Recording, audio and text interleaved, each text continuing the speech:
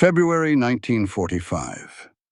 The war in Europe was burning itself out, but the sky was still alive with death. Over the shattered ruins of Berlin, a single silver P-51 Mustang clawed through black smoke and anti-aircraft bursts, its Merlin engine roaring at red line. Behind it, streaks of white vapor, 3 German Me-262 jets, diving fast, hunting it down. It should have been over in seconds. Everyone knew that. The Me-262 was the future, faster, sleeker, unbeatable. No prop-driven plane could outfly a jet. But this Mustang didn't slow down. It didn't level out. It climbed. The German pilots below couldn't believe their eyes. One of them, Hauptmann Kurt Eberlein, wrote later in his diary, "The American plane moved like no propeller aircraft should. It turned faster than physics. I fired and missed. Then it was gone, climbing. Impossibly." From the ground, a Luftwaffe mechanic tracked it with binoculars. He'd seen plenty of Mustangs before. Elegant, dangerous, but predictable. This one was different. Its exhaust shimmered hotter. Its sound sharper. It was as if the machine itself had gone feral. The Mustang broke from the cloud bank, rolled inverted, and dove straight toward the leading Me-262. The German jet tried to bank away. Too late. 650 caliber rounds tore through its wing. Fire erupted. The Me-262 disintegrated midair, scattering fragments into the fog. The Mustang roared through the debris, still climbing, engine screaming in defiance. The other 2 jets fled. It wasn't supposed to happen. The Me-262 was the pinnacle of German engineering, a symbol of technological superiority, the machine meant to turn back the tide of Allied bombers. And yet, on that winter morning, one piston-driven plane had outrun the future. Back at Leiston Airfield, the pilot, Lieutenant Jack Peters, landed with the smell of scorched oil in the cockpit and bullet holes along the fuselage. He climbed down, pale, shaking, still grinning. The ground crew surrounded him. Someone asked, "How the hell did you beat jets in a Mustang?" Peters pointed to the air intake under the nose. Modified, crude, welded in uneven seams of aluminum. "Don't thank me," he said. "Thank the crazy bastard who built that." That bastard's name was Staff Sergeant Frank Mallory. A field mechanic with no degree, no clearance, and no patience for rules. His design had been rejected by the factory. Unsafe, unnecessary, impossible, the engineers said. But on that day over Berlin, it worked, spectacularly. And in doing so, it revealed something profound about the nature of war. The future doesn't belong to those who build perfect machines, but to those who dare to make them imperfectly unstoppable. Because while the Germans built jet engines in laboratories, the Americans built legends in hangars, with scrap metal, cigarettes, and sheer defiance. That day, Frank Mallory didn't just change a plane. He changed the laws of speed. By 1944, the German Me-262 wasn't just a fighter. It was a prophecy. The world's first operational jet aircraft, a weapon so far ahead of its time that it seemed to belong to another century. It could reach speeds no piston engine could dream of, 540 miles per hour in level flight. It climbed faster, dove steeper, and struck harder. Its twin Junkers Jumo 004 engines screamed like banshees, leaving white trails of fire across the sky. The Allies called it the Storm Bird. The Germans called it the Wunderwaffe, the miracle weapon. To the men flying piston-driven P-51s, P-47s, and Spitfires, it looked like the end of the air war.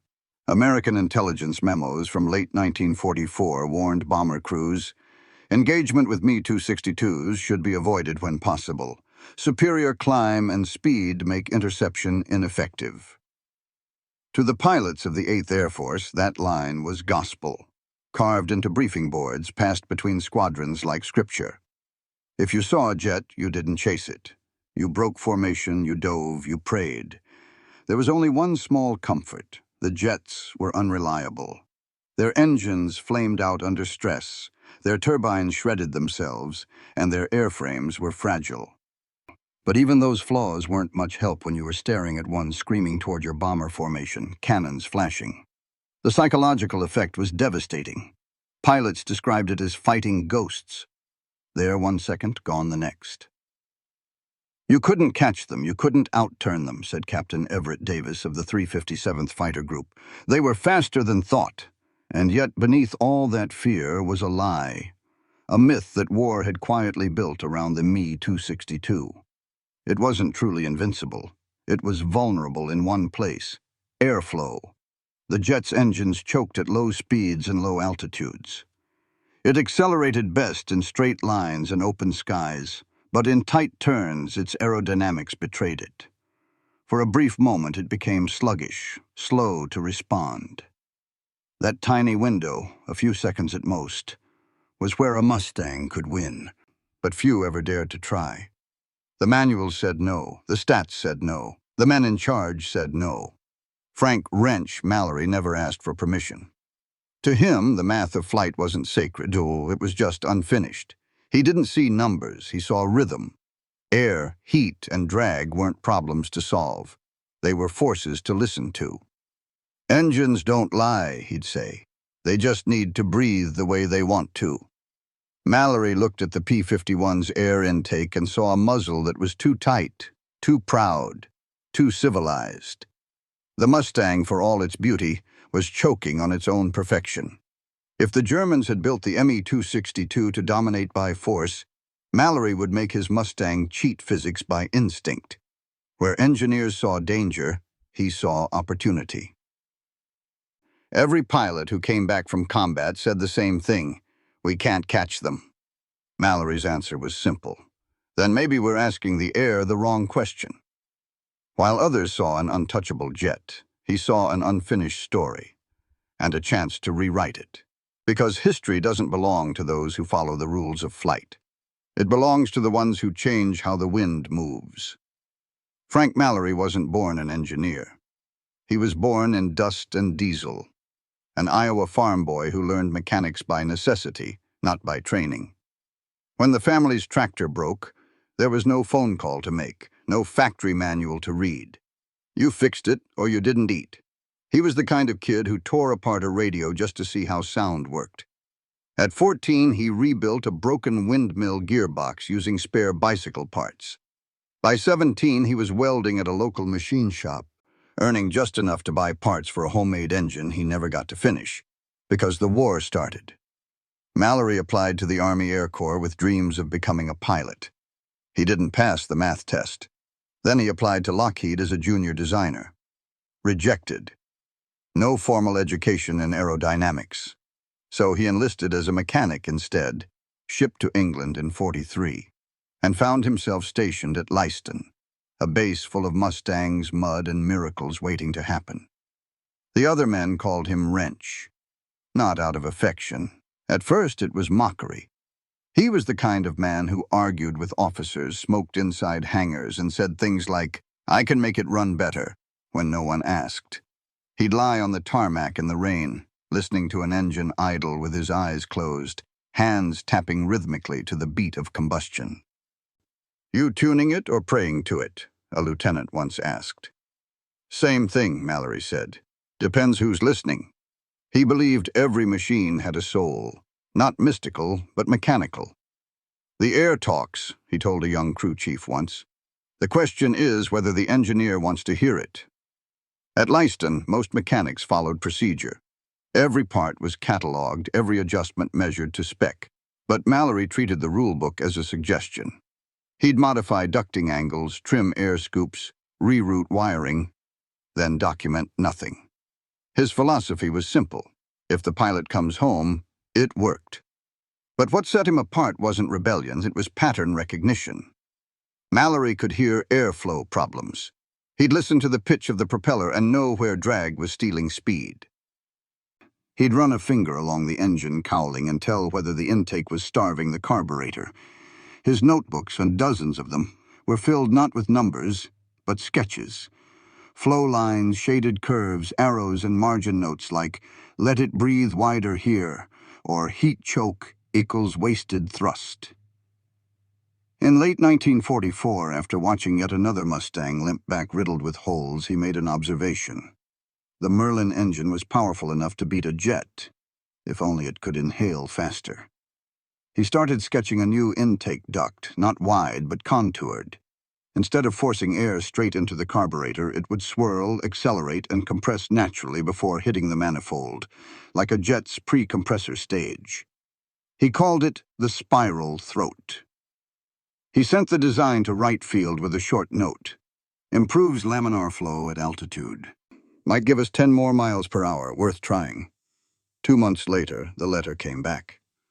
"Rejected. Non-standard. Theoretical instability at high boost." Mallory folded the paper, put it in his pocket, and went back to work. "Funny," he said to his crew chief. "They're scared of instability. But instability's just where speed starts." That night, with a single acetylene torch and a pile of scrap metal, he began building the first version of his rejected design. He didn't ask for permission. He just made the air listen.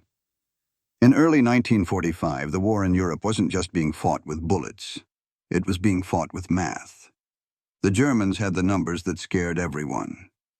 Me 262 top speed, 540 mpm.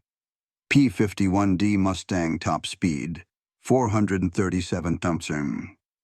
Jet climb rate, 3,900 feet per minute. Mustang climb rate, 3,200. Jet acceleration to 20,000 feet, 4 minutes. Mustang, 7. On paper, the P-51 didn't stand a chance. Even U.S. Air Force intelligence admitted it. Conventional pursuit aircraft incapable of sustained interception of jet aircraft at combat altitudes. It was polite military language for "we can't catch them." Every pilot knew the feeling. 1 second the sky was clear. The next, a streak of silver tore through the formation, fired a burst of 30mm shells, and vanished. By the time anyone saw it, it was gone. The math was brutal. A speed delta of 100 mph meant the difference between hunter and hunted. But what most pilots didn't know, and what Frank Mallory had already realized, was that the Me-262's numbers lied. The jet's power came at a price. At low speeds, the 262's twin Junkers Jumo 004 engines were sluggish. They couldn't accelerate quickly without risk of flameout. The throttle had to be advanced slowly. Any faster, and the compressor blades would stall. In tight turns, the Me-262 bled speed faster than it could recover. That was the weakness. If a P-51 could dive faster or accelerate quicker after a turn, it could force the jet to lose its advantage. But that required instant throttle response, something no standard Merlin engine could deliver. The carburetor airflow just wasn't efficient enough. Mallory saw it every day. When a pilot throttled up too hard, the Merlin coughed. A brief hesitation as air and fuel tried to catch up. It lasted half a second. In combat, half a second was the distance between life and death. He ran his own numbers, scribbling them in the margins of his notebook. Loss equals drag plus air starvation. Fix both. Gain 8 to 10% acceleration. His logic was simple. If the engine could inhale faster and cooler, it could generate more thrust without increasing boost pressure. Instead of making the Merlin more powerful, he'd make it more efficient. It was mechanical heresy, getting faster without adding power. But to Mallory, that was the art of real engineering.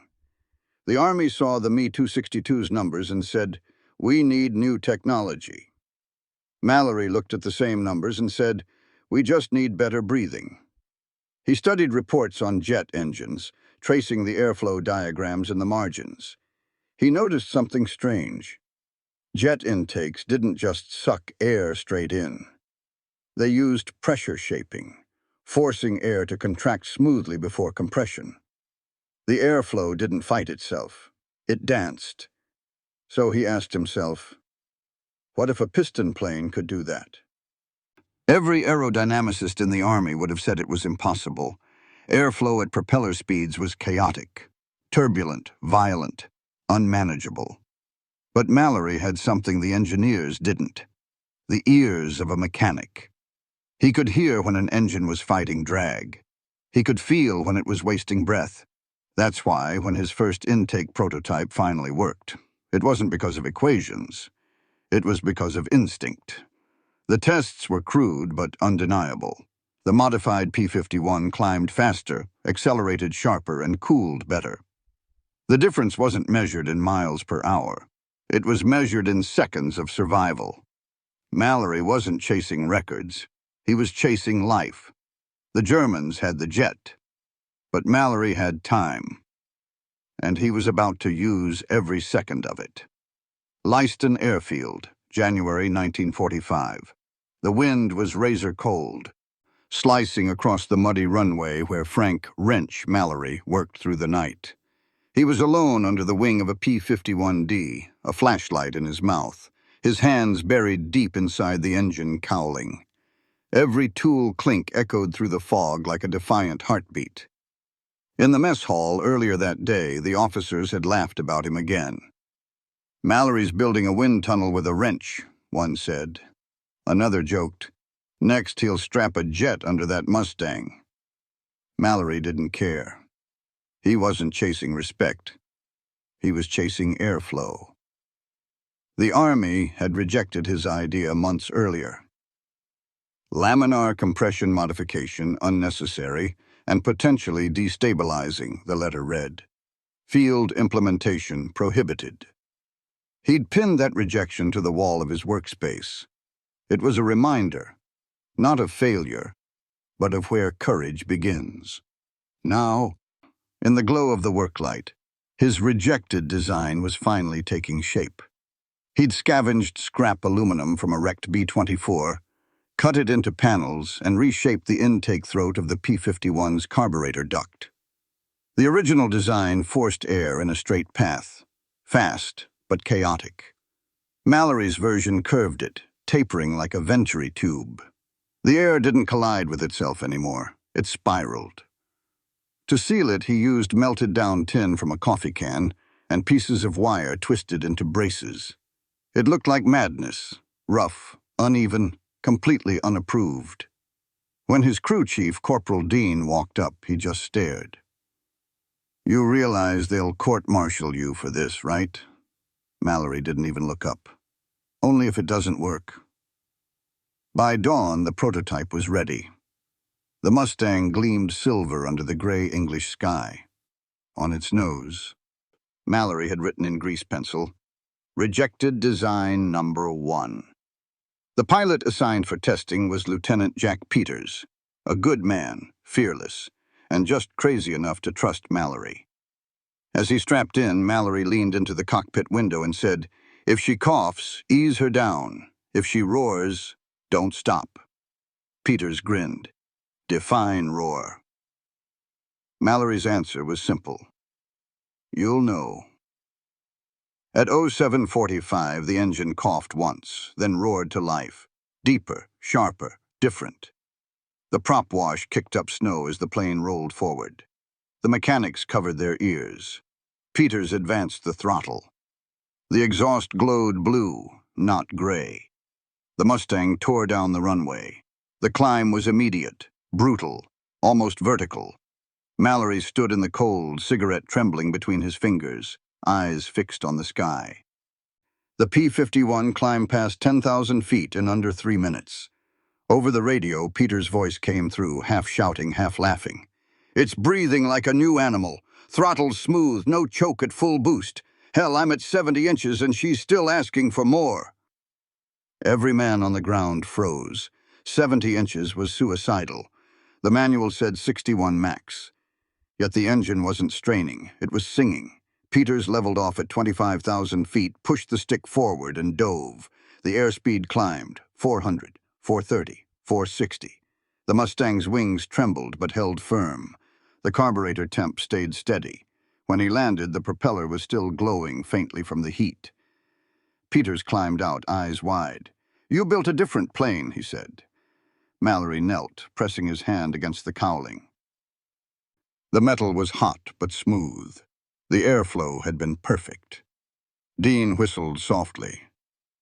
"You know they're gonna hate this." Mallory smiled. "They can hate all they want. The air doesn't take orders." Word spread fast. Within a week, pilots across the 357th Fighter Group were whispering about Mallory's spiral, the intake mod that made Mustangs climb like rockets. Command called it unsafe. Pilots called it salvation. It was the birth of a legend, one that began not in a laboratory, but in a muddy hangar, with a flashlight, a torch, and a man who refused to stop listening to the wind. By February 1945, the numbers spoke for themselves. Lieutenant Peters' modified Mustang, Mallory's Spiral, had flown 7 sorties with 0 engine failures, no overheating, and a consistent 9 to 10% increase in climb rate. It didn't sound like much, but in the unforgiving arithmetic of air combat, that margin changed everything. On paper, it meant that at 30,000 feet, Peters could reach a dive point 3 seconds earlier than the Luftwaffe's Me-262. And in combat, 3 seconds was eternity. Here's the brutal math. At 500 mph, a fighter covers 733 feet per second. A 3-second advantage equals over 2,000 feet of tactical distance. Enough to turn from prey to predator before the enemy can even react. That was the invisible shift. Geometry turned into survival. Mallory's airflow redesign didn't just speed the plane up. It rewrote the thermodynamics inside the Merlin. By curving the intake, he stabilized the boundary layer of air as it entered the carburetor, smoothing the turbulence that normally caused hesitation during throttle jumps. The result? Instant acceleration. No lag, no cough. To the pilot, it felt like the engine was reading his mind. Engineers later tested the spiral system at Wright Field and were stunned. Airflow efficiency increased by 38%, translating to an effective 15 mph top speed gain and 8% higher sustained climb rate at altitude. But those were just numbers. The real miracle was reliability. At extreme throttle, the Merlin usually ran dangerously hot. With Mallory's curve, coolant temperatures dropped an average of 15 degrees Celsius at max boost. The airflow wasn't just faster, it was smarter. The logic of it baffled engineers. It shouldn't have worked. The duct wasn't symmetrical, the welds weren't uniform, and the angles weren't mathematically precise. But that was the secret. The irregular shape broke up vibration harmonics, meaning less stress, less drag, and fewer airflow oscillations. In short, the flawed design was perfect because it wasn't perfect. The math of destruction had met the math of defiance, and defiance had won.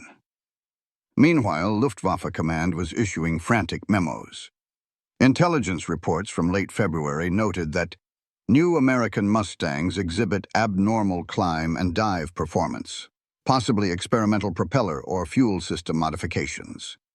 They couldn't believe it. A piston aircraft was now matching the Me-262 in climb profiles between 18,000 and 25,000 feet. Inside the hangar, Mallory read those words with a grin. "Matching?" he said. "We're not matching. We're embarrassing them." But the system's success came with a dangerous side effect. Pilots started pushing the engines harder, far beyond authorized limits. Within 2 weeks, 4 modified Mustangs blew head gaskets mid-mission when an engineer from Wright Field arrived to inspect. He tore into Mallory in front of the crew. "You can't alter an aircraft's induction system without authorization. You're endangering property and personnel." Mallory just wiped his hands on a rag and pointed to a photograph pinned above his workbench. A P-51 in the sky, contrails crossing behind it. "Those engines aren't property," he said. "They're the reason that pilot gets home." The officer glared. "You think you know better than Rolls-Royce?" Mallory looked up, tired, calm. "No, I just listen better than they do." That night, the official report went up the chain. Command debated whether to discipline him or quietly study his results. They chose the latter. Weeks later, a small line appeared in a technical bulletin sent to all maintenance depots. Experimental airflow optimization procedure under review. Preliminary tests indicate increased manifold efficiency at altitude. It didn't mention his name. It never would. But the Mustang's performance after February told the truth. The curve worked. The man they called Wrench had broken through the ceiling the textbooks had built. And in doing so, he proved what the Luftwaffe couldn't accept. That genius doesn't wear a badge. It wears grease under its fingernails. March 1945, Northern Germany. The war was in its final vicious act. The Luftwaffe was fighting like a cornered animal, fast, desperate, dying hard. That morning, the 357th Fighter Group was escorting a formation of B-17s over Leipzig when the radar lit up. Multiple bandits inbound.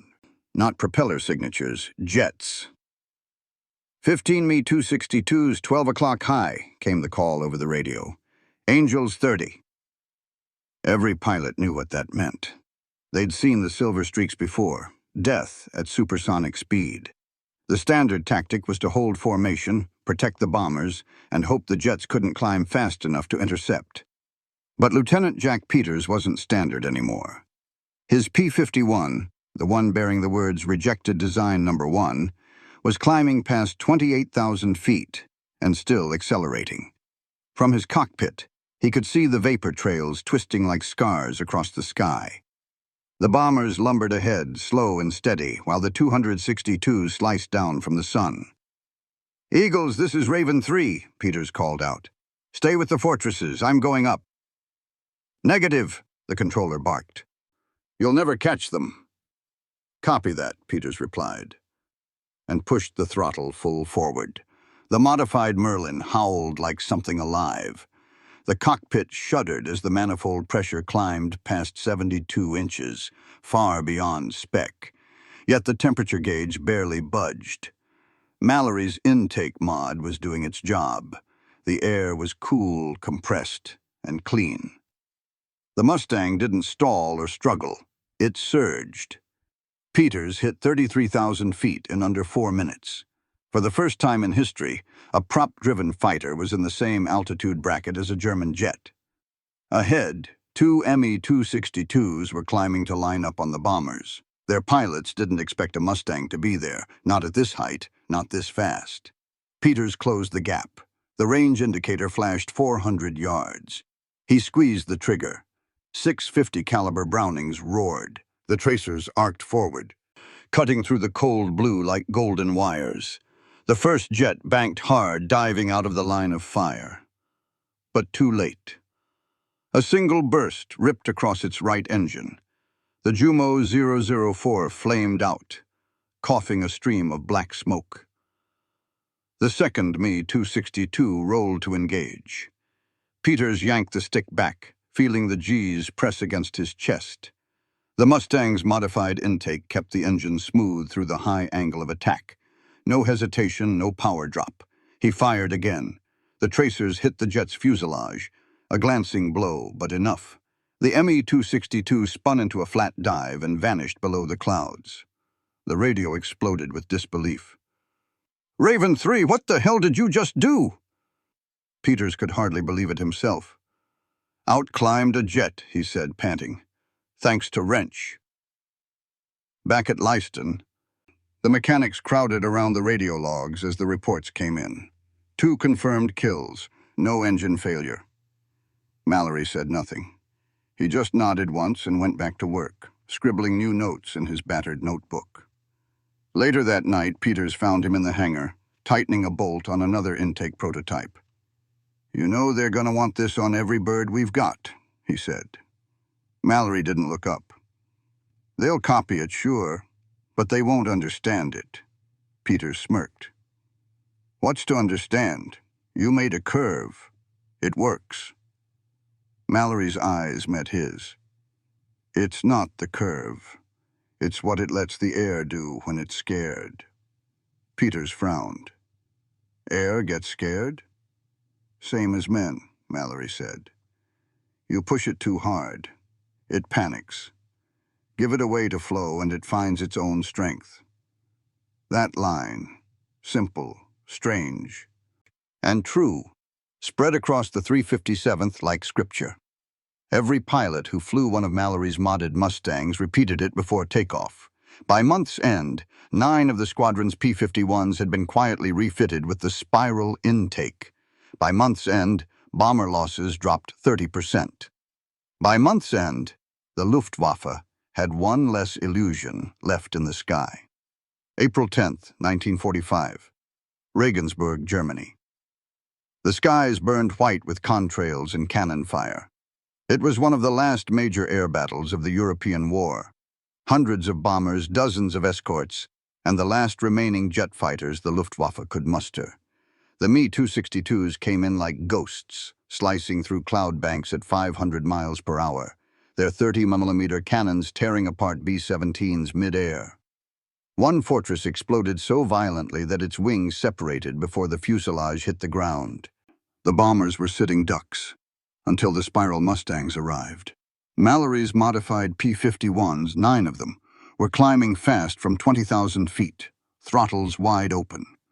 The air shimmered behind their propellers. Pilots called it blue flame, though it was really the shimmering distortion of air being compressed at the intake faster than the eye could register. At 26,000 feet, Lieutenant Peters led the formation. His voice came through the static. "We're going uphill. Let's hunt the hunters." They caught the Me-262s head-on, a suicidal move by any standard doctrine. But the Luftwaffe wasn't expecting prop fighters to gain on them. 2 German jets broke formation, diving away to build speed for another pass. Peters' Mustang stayed level, then surged forward, climbing 800 feet in seconds. The Me-262s tried to bank, but the climb had cost them momentum. Their throttles lagged. The Jumo 004 engines were still spooling. That hesitation, that fraction of a second, was all Peters needed. He rolled inverted, dove behind the lead jet, and opened fire. The tracers connected. The Me-262's left engine flamed out, spinning it into a spiral that ended in a fireball below. A second jet pulled up behind him, cannons flashing. Peters yanked the stick and slammed full throttle. The modified intake roared like thunder, forcing cold air through the Merlin's heart. The Mustang shot upward, almost vertical, breaking into clear blue sky. From the ground, it looked impossible, like a piston plane had just performed a jet maneuver. "Jesus," one pilot radioed. "He's climbing like he's got rockets."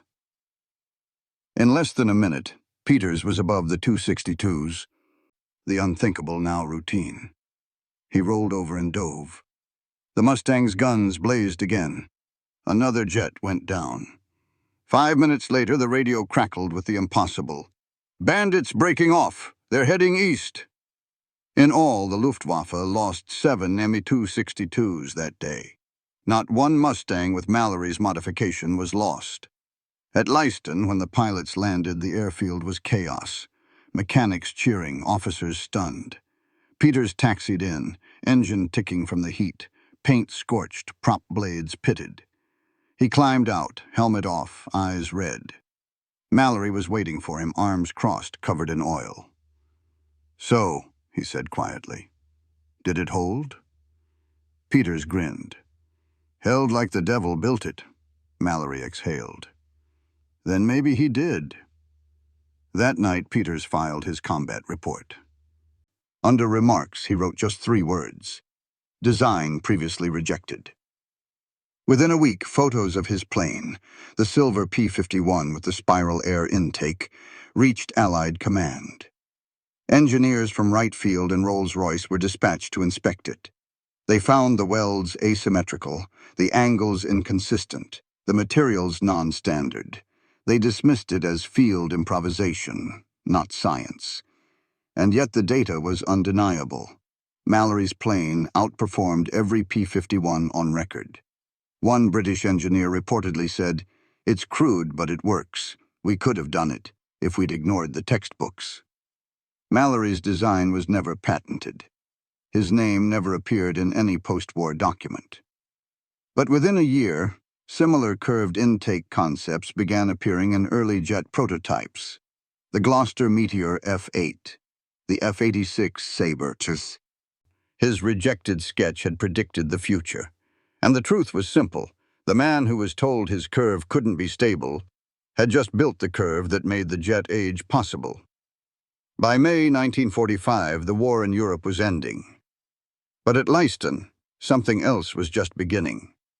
The hangars were quieter, the engines cold, the smell of oil and cordite fading into memory. Yet in one corner, a piece of history sat half covered by a tarp. The rejected design #1 Mustang, its aluminum skin still scarred, its spiral intake glinting faintly under the dust.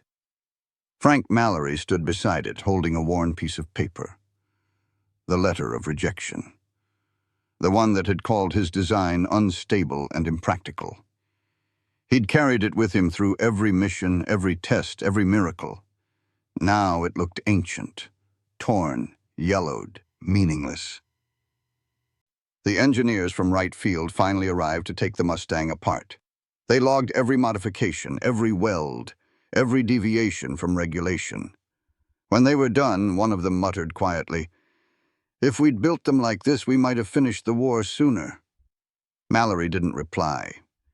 He didn't care for praise, not from men who only understood numbers and not sound. The truth was, his invention had already outgrown him. The spiral throat, the curve that had been dismissed as madness, was being studied quietly at Rolls-Royce and Lockheed. It would reappear years later, under new names: pressure adaptive inlet, variable geometry intake, flow tapering system. The language of jet age engineering. But at its core, it was still the same thing. A mechanic's instinct, turned metal. War history remembers pilots, not the men who built their wings. There would be no medal for Mallory, no statue, just the quiet satisfaction that somewhere over the Rhine, an idea he'd forged in the dark had saved lives and outpaced the future. A young airman once asked him after the war, "Why'd you do it? Why risk your career on a stupid curve?" Mallory chuckled, rubbing his grease-stained fingers together. "Because when you're working with air," he said, "you can't force it. You've got to earn its trust." That line, humble, strange, and poetic, would later be quoted in a U.S. Air Force engineering manual as an anonymous mechanic's wisdom. Respect the air, and it will carry you farther than fear ever could. The rejected curve became legend, whispered among mechanics and engineers as the Mallory mod. Decades later, when the F-86 Sabre screamed across the Korean sky with its refined intake and perfectly balanced airflow, few realized they were hearing an echo of his midnight welding, his disobedience, his genius. In the cold arithmetic of war, success is measured in kills, miles, and fuel. But Mallory's victory was different. His wasn't about destruction. It was about efficiency. It was about understanding nature so deeply that you could bend it without breaking it. And maybe that's the most American thing about his story. Not rebellion for rebellion's sake, but the quiet conviction that rules are only worth following if they make things better. He didn't build the fastest plane of the war because he was ordered to. He built it because he couldn't stand watching good men die when the solution was sitting in plain sight. That's not just engineering. That's defiance with a purpose. And in that defiance, Frank Mallory proved something no calculation ever could. That sometimes the most revolutionary designs are the ones the world rejects first. In 1946, when the war was officially over, the U.S. began dismantling airfields across England. Leiston was one of the last to close. Crews packed away spare parts, dismantled hangars, and shipped thousands of Mustangs back across the Atlantic, to be scrapped, sold, or forgotten. But one P-51 stayed behind a little longer. The mechanics said it wouldn't start anymore. Mallory said that was nonsense. He spent his last week in England sitting beneath its wing, cleaning the cowling with a rag and tracing the spiral intake he'd built by hand. "Still perfect," he murmured. When the time came to leave, he pulled out the rejection letter one last time. The ink had faded to brown. He tore it into strips, tucked one inside the cockpit, and burned the rest. "Can't reject what already flew," he said. He went home to Iowa and opened a small repair shop. Tractors, trucks, the occasional crop duster. Locals never knew he'd redefined aerial engineering. They just knew him as the man who could fix anything with baling wire and a hammer. On quiet nights, he'd sit on the porch and listen to the wind. Sometimes he swore it still sounded like a Merlin engine. Decades later, when historians traced the origins of the variable geometry intake, the system that made jets like the F-86 Sabre, F-4 Phantom, and even early NASA test craft stable at high speed, they found an unsigned wartime sketch, a single curve drawn in pencil, labeled only "Let it breathe," no name, no credit. But every engineer who saw it felt the same thing. Whoever drew it understood air. At the National Museum of the U.S. Air Force, one Mustang on display has a slightly different intake contour than the others. The plaque doesn't mention it. But if you look closely, under a layer of restoration paint, you can still see a faint hand-engraved word on the metal: rejected. It's a fitting epitaph. Because Frank Mallory didn't win medals, didn't make headlines, didn't get promoted. What he did was quieter. He redefined the edge of performance with nothing but scrap, intuition, and audacity. He didn't follow the science. He felt it. And that's what separates the inventors from the engineers. One sees limits, the other hears possibilities. The jet age would soon swallow piston engines whole. But deep down, every mechanic, every pilot, every designer who'd ever turned a wrench on a machine owed something to him, to the man who proved that genius doesn't wait for permission. When the next generation of fighters roared into the sky powered by turbines and titanium, the curve that started it all was already there. Invisible, eternal, aerodynamic perfection born from defiance. Mallory's story is not about disobedience, it's about faith. Faith that the air itself rewards those who dare to listen. Because in the end, speed is temporary. But innovation, real innovation, outlasts the noise.